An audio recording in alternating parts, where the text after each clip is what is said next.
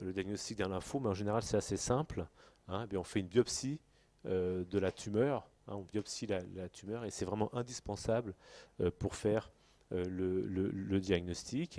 Et vous voyez ici, c'est intéressant parce que on distingue deux types de prolifération quand on fait, pour être très schématique, vous verrez que c'est beaucoup plus compliqué dans vos études, hein, qu'il y a presque 90 lymphomes différents.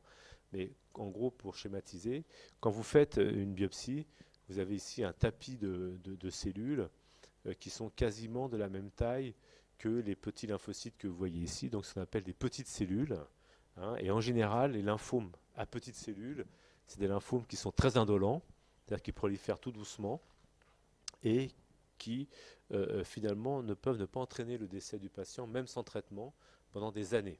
Des lymphocytes qui vont s'accumuler avec le temps. On peut avoir des tumeurs énormes des fois, sans que ça puisse diminuer la fonction des organes normaux et les patients vivent très longtemps. Et puis à l'inverse, vous avez ce qu'on appelle les grandes cellules, des cellules qui prolifèrent, qui sont très anormales et qui prolifèrent extrêmement rapidement, ce que vous voyez ici, là.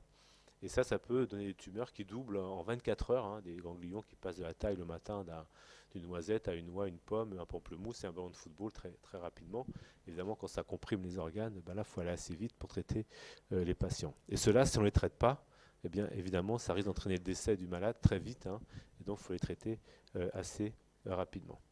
Autre caractéristique de ces lymphomes, c'est qu'il y a des lymphomes qu'on appelle de type B, donc qui dérivent des lymphocytes B qui fabriquent les anticorps, et d'autres qu'on appelle des lymphomes de type T, qui dérivent des lymphocytes T qui régulent la réponse immunitaire. Donc vous avez deux types de lymphomes, un lymphome B, 85% des cas, et les lymphomes T.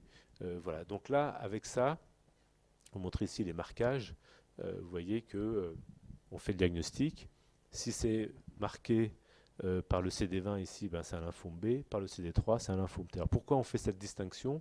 Je vous ai dit qu'entre petites et grandes cellules, ce qui est important, c'est la cinétique de prolifération et le pronostic qui est différent.